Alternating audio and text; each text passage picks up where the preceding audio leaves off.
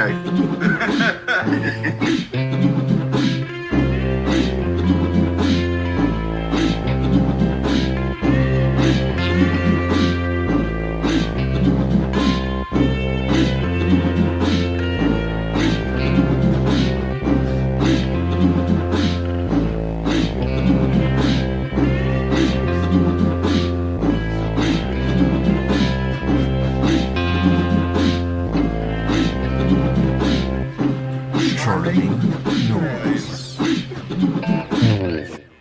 Welcome, everybody, to the Turkish Diplomats present Charming Noise. We are your host, Paul Hogue. Say something, Paul. I swear I don't know where the smell is coming from.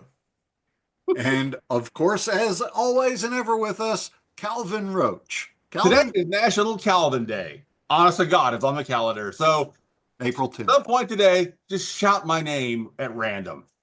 You know, I did go out singing Calvin carols earlier. Oh, thank you. Thank you. Yeah, it really bugged the neighbors. You know, one guy standing there. When I sing, "Oh Calvin, oh Calvin, Calvin, Calvin, Of Calvin." course, in your neighborhood, they thought you were talking about the Reformation movement. There are a surprising number of Calvinists that live in my neighborhood. Yes. Well, there should be. And Constantly arguing about transposition and yeah. Look, here's my dog. Here's Archie the Wonder Dog.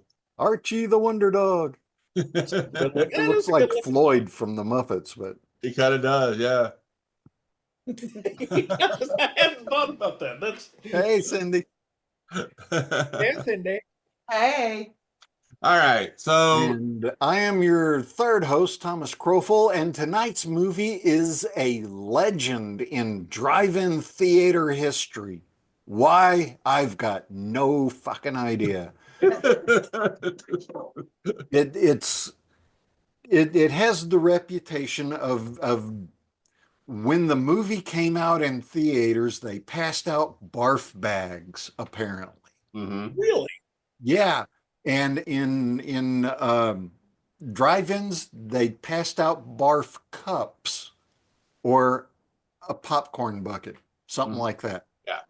Because it was supposed to be so incredibly horrific. And what is the name of this film? I Dismember Mama. And it had another name, which I can't remember what it was, but it's more famously known as I Dismember Mama. And here is the problem. I had not ever seen this film. So I was expecting to be, pleasantly surprised by things. But when I saw the main character in this, what was his name? Albert. That's Albert. Albert. Yeah. All I could think of was Fez from that 70s show.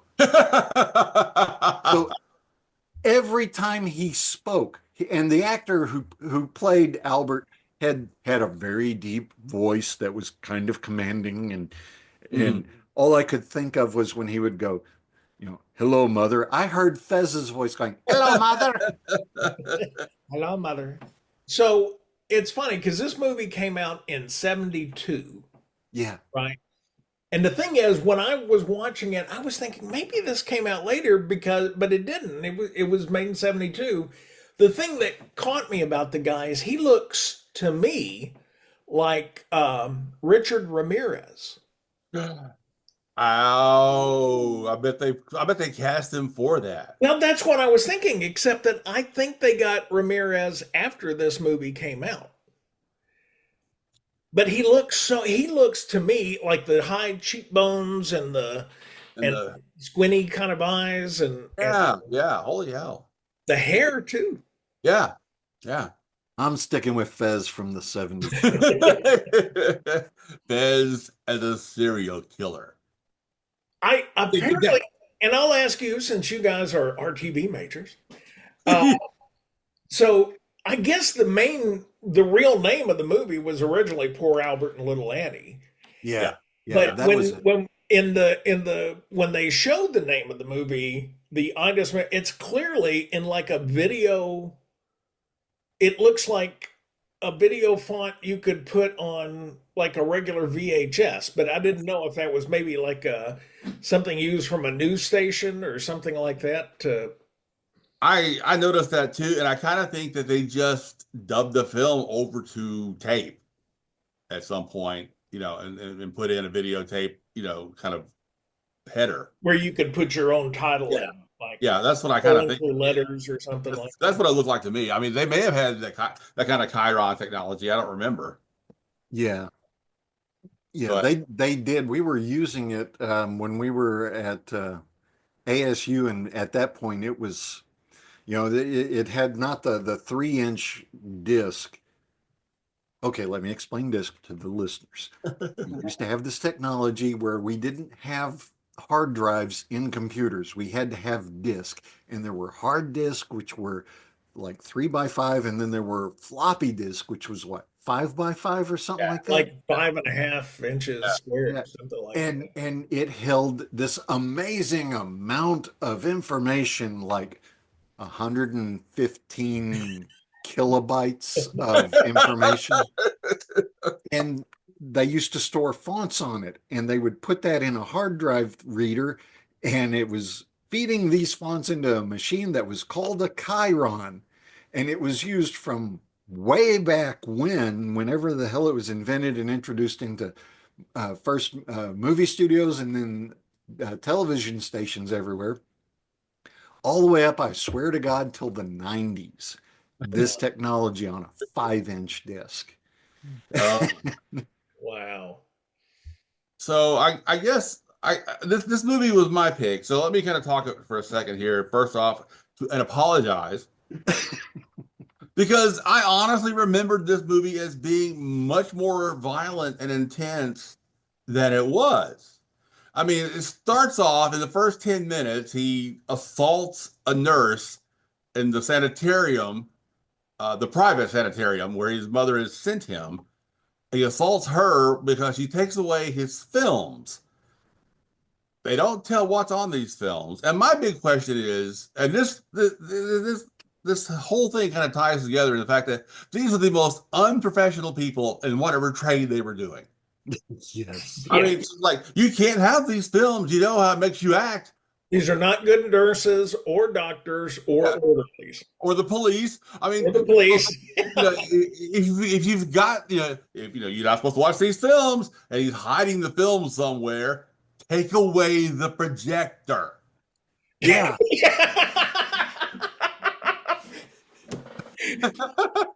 But instead, Nurse Goodbody just comes in there and starts playfully scolding him about it. And They're then he not assaults him. flirting at first. He's flirting at first, yeah. And of course, the orderlies bust in time to save her. But of course, that's the straw that breaks the camel's back, so to speak. And they want to send him to a state mental institution, and his mother doesn't want that. And so then he escapes. Well, he sees that film. He shows more of the films, Yeah, which why they never say, "Oh, I've got some, porno loops if you want to watch them" or something like that. yeah, He just yeah. says, "My film. My films. You'll like Yeah. these films." And apparently, that was enough to make the orderly forget everything he had just said to him. Yeah, Like, Sure, let's watch the film. yeah, because the orderly was gonna, was talking about how awful it was gonna be for him in the state asylum, and then he goes, "Oh, want to watch one of my films? I thought they'd take away. I have them hidden. Okay." And it's just that simple.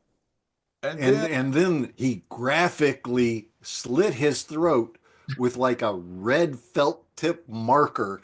You can see. and many a man has died from the El Marco. Yeah. and then he escapes. They call his mother because apparently he thinks all women are whores and they deserve to die. That's one of the things that he tells the doctor. Well, the doctor even says to them, "You've got to remember that not all women are whores." Yeah, yeah, And there's your cure right there. You just right, have to remember oh, that. maybe if I wrote it on my hand, Put a sticky on the fridge or something. now why is this string tied around my finger?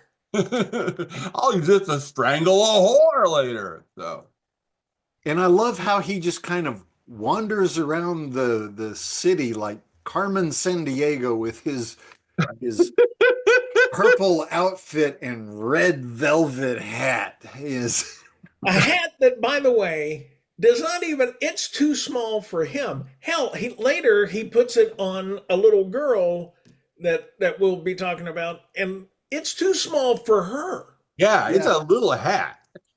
And he's got hair that just, I mean, he's got a marvelous head of hair. He looks fabulous. He Um, was. but so anyway, he's wandering around the city. He steals that Mustang. He goes wandering around. They call his mom to tell her that he's escaped. He should be institutionalized. Yada yada yada. And and then later, while he's out driving around or whatever, instead of setting up a police presence in her home, they just take her to some other house and leave the housekeeper there with That no. confused the hell out of me, and because later there are calls back and forth, Yeah, yeah, and I yeah I got confused on who was where for a yeah. while. Because they took the mother to the to her other house.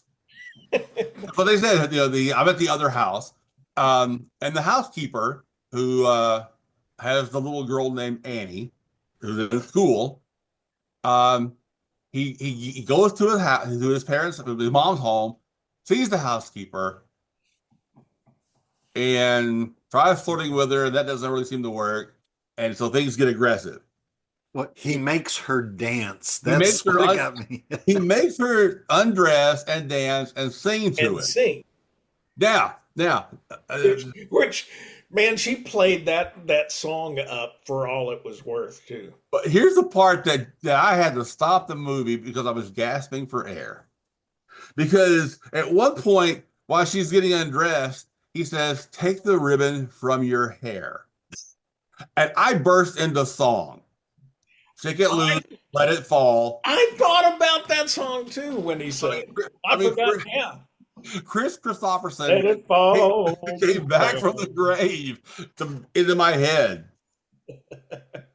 because I had to stop because I was in hysterics. I laughing at my own joke. Anyway, Oh so man, he murders the housekeeper, And then kidnaps the little girl. And which then we flash for a moment to the crackerjack police officer detective fella who is on the case talking to his girlfriend slash wife, whatever it was. They no never matter, really made yeah, that. and no matter who he's calling, like it might be some of the guys on a stakeout, or it might be his wife. He's eating a hot dog and having a cup of coffee in a phone booth. yeah. Throughout the entire film. Yeah, yeah. Every time he made a phone call in a phone booth, hot dog, coffee, and a really stupid looking Columbo trench coat.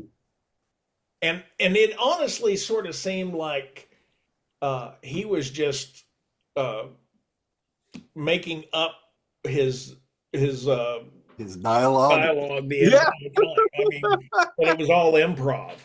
Um, it's but the he was the only person I recognized in the movie, yeah, and I had to look up his name. His name's Greg Malavi, and he's been in he's got like 154 credits. He's been mostly like character actors. yeah, little bit parts. I think he's always been like either bad guys or you know a playing a cop like Yeah. Bad in guy or productions. befuddled cop. Yeah, Yeah, yeah, Top number 3. cop number three. yeah, that kind of thing where he gets a line or two, so he makes his rent, that month. But back to the movie. After he kills the housekeeper, he's wandering around the house, and the doorbell rings, and it's the housekeeper's 11-year-old daughter, Annie.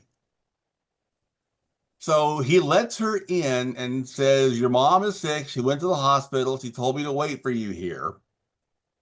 And he builds this rapport with this little girl, giving her candy, and they're gonna, they play games. He plays like he's a matador, with his coat. They're in the living room and making her laugh, things like that. And then we're gonna go to Magic Mountain. Well, he goes back upstairs, steals money from her dead mother, and he puts the hat on her, and they drive to Magic Mountain, which apparently is closed. So they decide to go someplace else. And so they spend the entire afternoon having this wonderful time. They're little riding around in little duck boats, and and then he asks her, have you ever spent the night in a fancy hotel? No. Well, we're gonna do that tonight. So they get the Yeah. bridal suite. And I'm thinking, okay, this is weird. I do Go ahead, want to Paul. say real quick, because that takes up probably the majority of the film is Yes. his It time does. with her Yes. on this Yes. thing. And that disturbed the living shit out of it because it was so clearly like it's grooming.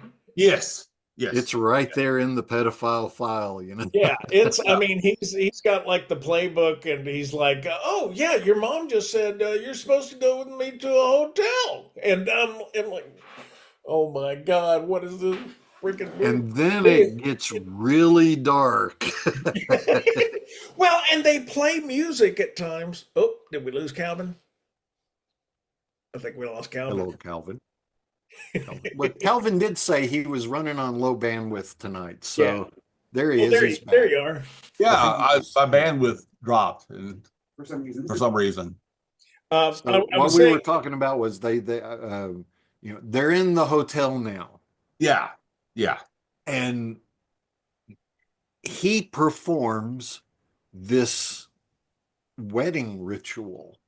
well, he Yeah. said they're gonna play a game, a special game, and I'm like, oh God, no. I know, because this part is honestly the darkest part of this whole movie, and it's the only thing where there's any tension at all. Yeah. This whole sequence of him with little Annie, who's like 11, and at one point, she says, "I wish you were my daddy." He goes, "I wish I was your daddy too." She goes, "I love you. I love you too." And like Tom said, they have this mock wedding ceremony, which was creepy as all hell. Yeah. I mean, up till that point, I was just kind of half-ass paying attention to this film. And then when he pulls out the ring and they kneel down and everything, I'm like, oh, this cannot go well at Yeah, all. yeah. And of course, after that, he puts her to bed, and there are like two bedrooms in this suite. And so there's like the common area and bedroom. He puts her to bed in the blue suite, and he kisses her on the forehead good night. And he goes to his bedroom, which is like the red bedroom, and lays there thinking about stuff. And a couple of times he gets up and goes and kind of peeks in on Annie to make sure she's asleep. And then he takes his shirt off I know. and goes to look in on. Oh my God, what is it gonna? I was freaking out. And you see him wrestling with himself because he wants to go in there and be with Annie in the biblical sense. But he keeps reminding himself that she's pure. He's pure. obsessed He's with that pure. concept. Yes, and he doesn't want to change that. So, but you see him just covered in sweat, kind of like Anthony Kiedis at a Chili Peppers concert. He's just sweat just pouring off of him, and he wrings his hands and realizes he can't do that with her. So what does he do? He goes to his pool, picks up a hooker. Yep. As you do. Which was the oddest seduction of a hooker I've It was drawn out far longer than it should have, and it made me question, does he realize that the woman he's trying to seduce would just, walk out with him if he flashed $10? But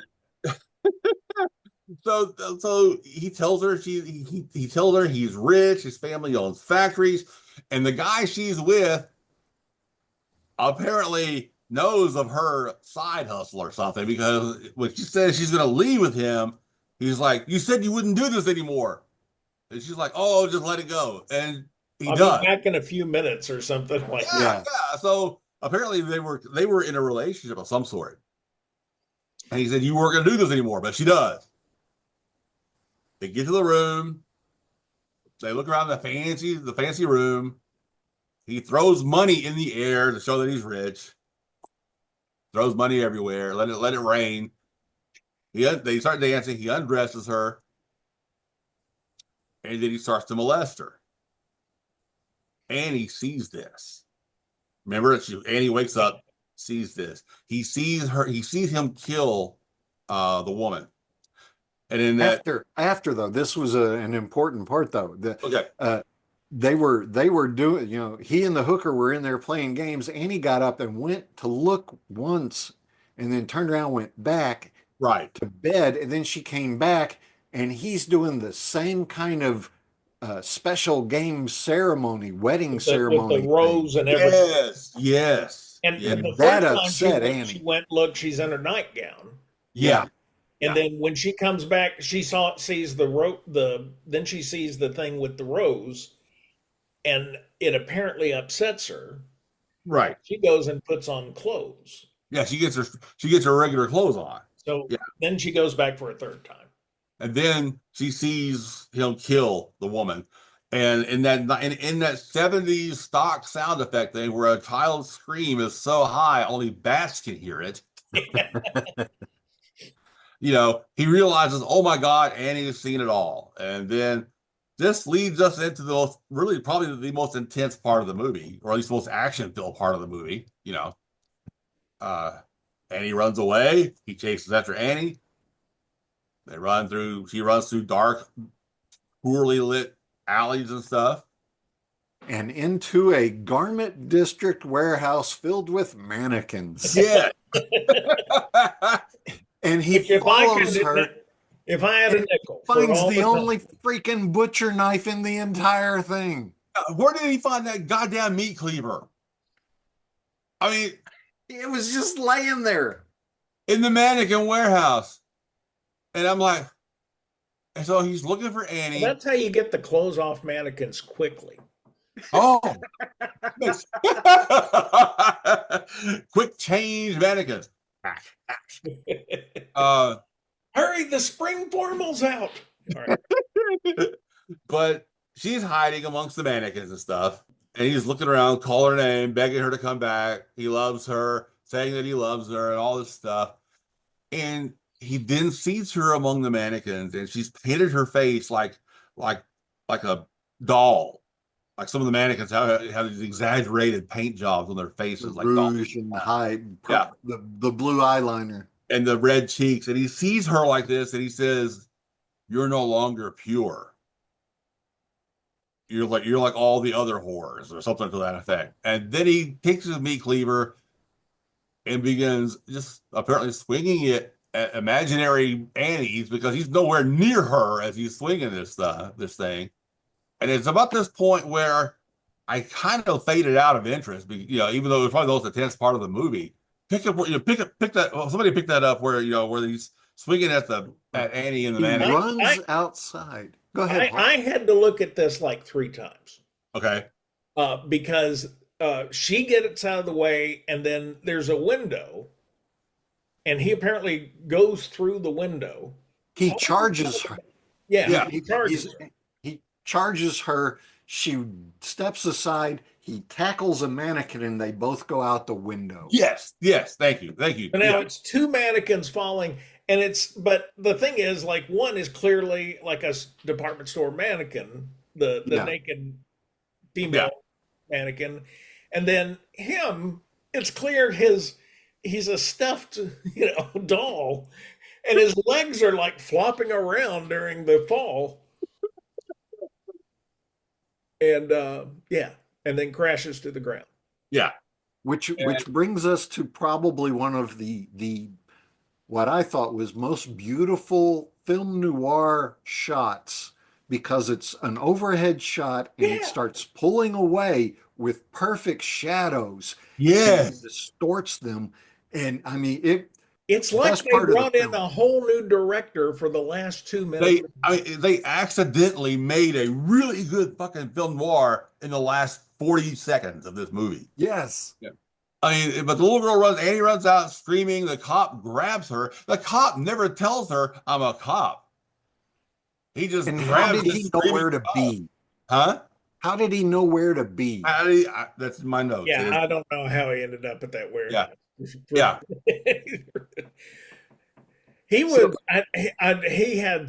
He had these crazy lines all through the. Hey, like he's on the phone at one point, and it's clear he's making up a call back to headquarters. And he goes, mhm. "Yeah, he's why don't you check it? He's one of these creepy kind of pervert guys. Why don't you check out go to one of those sex book shops?" Yeah. And Yeah. I was like, nobody has ever called them a sex book shop. I don't like he's supposed to be this hardened cop. I think he knows there's other names for them, and Yeah. Yeah. other than sex book shop. Well, But gentlemen, we got just a few minutes left here. okay. Overall thoughts. I was disappointed because what I remembered, and especially with the title, like I Dismember Mama, you'd think you were gonna get more slash for your cash. I thought But Mama was going to get dismembered. but she never did. Yeah. You know, it was and she barely figured it all in the whole movie, basically. I mean, there was that shitty song called Poor Albert that was sung for him And by some that was really creepy too, that was very because creepy. they're on their sort of date during. Yeah, yeah. And but I honestly, for nostalgia's sake, I would recommend it for that reason alone, because it was kind of a letdown. Because I guess I remembered it because my old roommate in college, Jim Treese, mentioned this movie in 1985, and I remember I remember seeing it. I saw that movie at the drive-in, but over the years I've distorted it into more than what it was. So that's mine. Paul? Okay, if you can get past the creep factor of the date that lasts about 45 minutes of the movie, which I was like getting totally creeped out It by was that. very creepy. And I mean, the thing is, I like disturbing movies, and that's probably was necessary to this movie, but they started this thing where he meets the girl way too early in the Yes. movie. I think if they had had more stuff, with the mother, and also it cried out for, I mean, he never gets to see his mother, No. and you expect that scene at some point in the movie. Yeah. Yeah. It's And one it. I could actually kind of see being redone by a good director Mhm, mhm. with modern casting, and put actual real dialogue in Yeah. and make a genuinely good, like you said, a film noir. Yeah. I mean, so of course at the end there, he's still alive on the sidewalk, moving very slowly and, They, and grunting, they and had like 2/3 of a good script. They they just did. so a limited recommendation from me. But if you are kind of creeped out by the whole grooming aspect of the movie, Mhm. which he never touches the girl really, Never. a kiss on the forehead, Yeah. but he wants to do more. Yeah. Yeah. If you can get past that, it's a watchable movie. But Yeah. that one caveat. So. All right, Tom. Well, I'm kind of with both of you on this. It was for nostalgia's sake. It's worth watching if you kind of want to see what the height of horror was, the psychological horror was at that time at drive-in films. This is the one to watch, but it definitely should be remade. And I think that they could delve even deeper into Yeah, the disturbing date. They could. You're right. yeah, Without showing anything graphic, that whole part of the movie could be shortened a bit, and then it could still be really the highlight of the whole movie. As dark and Yeah. creepy as it is, you know. One of the creepy things was they had all this licensed music in there, and they Yeah. would play like happy-go-lucky music at times. Really, that's not right, you know. All right. Well, ladies and gentlemen, you've been listening to Charming Noise. We are the Turkish Diplomats. We've got some surprises coming up for you guys. He who shall not be named will be joining us eventually this season, hopefully at the end of the season. We've got God knows how many more shows to go. I haven't been counting. Uh, Follow us on Podbeam and everywhere you listen to whatever you listen to for podcast, and join our Facebook page, our what else we. Tom would have told you that we are on all your favorite podcast formats now, including YouTube. So join us next time for the Turkish Diplomats present Charming Noise.